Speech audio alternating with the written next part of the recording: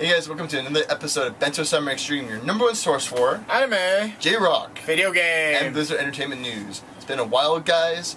Brian and I have taken a break to actually get some stuff done, some personal stuff, but we're back on the road to actually give you guys the latest and greatest news on these four industries.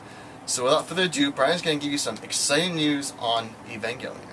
So Evangelion 2.2 has been out in America. Tonami had a chance to actually play it, and they had a surprise turnover of 1 million viewers looking at it. And the funny thing is, this movie played at 2:45 in the morning, and the rerun was at 3:45 in the morning. People don't sleep, huh? They don't. That's crazy. But yeah, the turnaround was awesome. Hopefully it keeps up and Tonami doesn't have to shut down their doors. Moving on, Naruto spin-off The Rock Lee and his ninja power is returning in Japan. It was not doing so well, I know, in the summer, so they took a break. However, TV Tokyo announced this Wednesday that they are going to re-show the anime at October 1st at 6 p.m. Last of all, in anime news, it's Hello Kitty. She's getting her own smartphone and an airplane. Sounds great.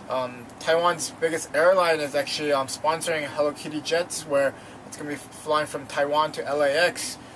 Time to time, I think it's on Mondays and Wednesdays, depends. They're saying that they are expecting that Americans are hardcore Hello Kitty fans, so they're gonna have a lot of people flying back and forth. They tested this out in Taiwan. It was doing so well. Now they're gonna do international. Awesome. Last of all, HTC, another Taiwanese company, is joining up with the airline company, making a Hello Kitty edition cell phone. Pretty much the phone is only going to be limited to 3,000. The price is about $800 in US dollars, so it is kind of expensive. But however, if you're a really hardcore fan, I would recommend to go reserve one or somehow get a hold of one. That's it for anime news this week. What's going on in JRock? There's been some very exciting news for JRock. The God and Death Star is live at the Shimo Kitazawa Theater Shelter. It's actually an old bomb shelter from World War II. Very small venue, but the Japanese fans were able to pack in the small venue to see their favorite band, the God and Death Stars, actually play. So really awesome. That's awesome. And second in news, Pure Rock Japan Live 2013. Four of some of the most well-known J-Rock bands from the 1980s and onward in Japan, some of them being Oh God, Saber Tiger, which I'm really familiar with, Gallinarius, and Omyoza. I'm not really familiar with Omyoza, but I've heard of the other three. An interesting fact about Saber Tiger, that's where Hide, which is one of the now past members from X Japan, he was absorbed into Saber Tiger, originally going to cosmetology school to become a hairstylist. Fashionista, I guess you could say.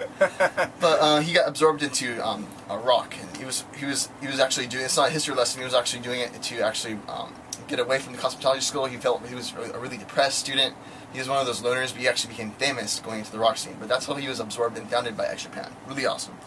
And last but not least, GamerWorld.com had a chance to catch up with Kamijo, which, if you guys aren't familiar with him, he was the lead singer of Versailles, which sadly, but through the generations, actually broke up the band Versailles early last year. But this was really awesome. He's actually debuting his solo album, which was just last month, August 28th. JRock actually had a chance to ask him a couple questions about it. The theme lies somewhere about a fiction immortal vampire that was alive during the French Revolution, which he was being held up in a dungeon in the Paris palace by King Louis XVII during the French Revolution. So a very interesting fact. He kind of carried on Versailles tradition of keeping that theme of the Renaissance, being on European Renaissance, old-fashioned style. It kind of carried on not only to their music, but their visual kei attire as well.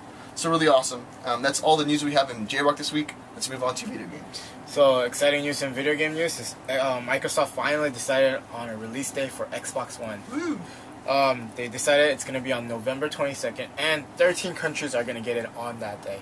So officially they launched a date on Wednesday saying, okay, so the countries that are going to get it is Australia, Austria, Brazil, Canada, France, Germany, Ireland, Italy, Mexico, New Zealand, Spain, United Kingdom, and the United States. However, if you ordered it on Amazon, they're saying online retailers are getting it on the 27th, a couple of days later. However, I don't think you could go to an actual physical retail store right now, even reserve an Xbox One anymore. Amazon, I think there are still limited orders left, so guys, look into that. It looks pretty awesome.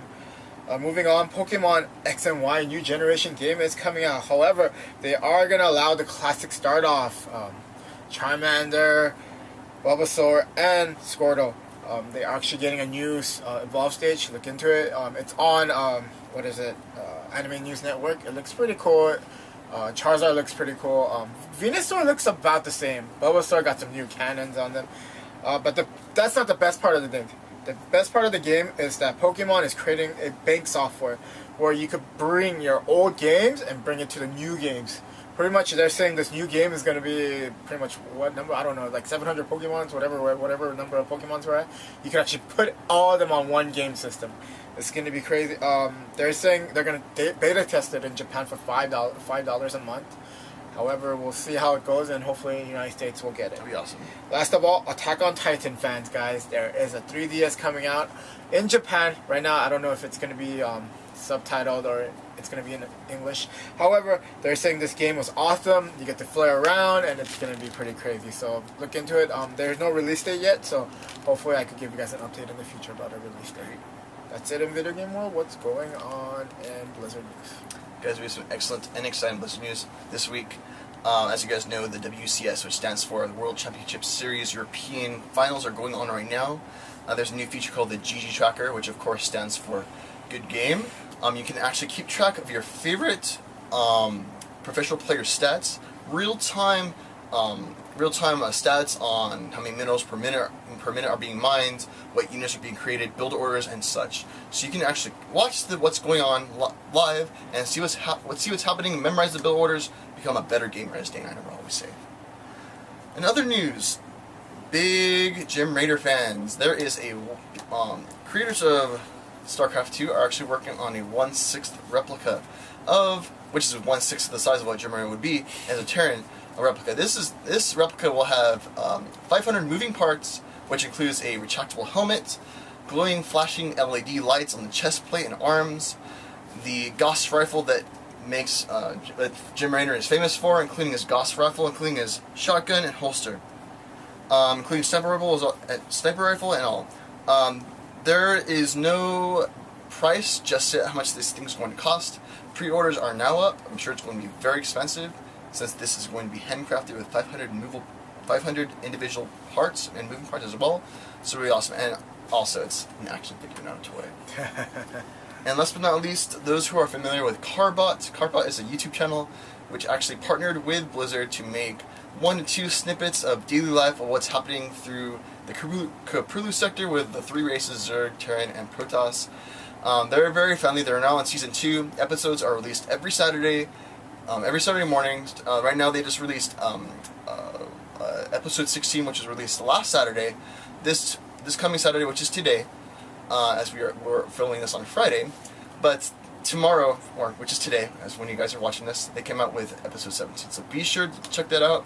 Just another shout out to Carbot. Look up Carbot on YouTube channel. It's really awesome, really funny. You can also purchase shirts, which I'm going to probably get one too. The little Zerglings are really cute. So that's all we have for this week, guys. Be sure to tune in to next week's video, which we're going to cover about anime, JRock, video games, and Blizzard Entertainment news, guys. And remember to always mentor your samurai to the extreme.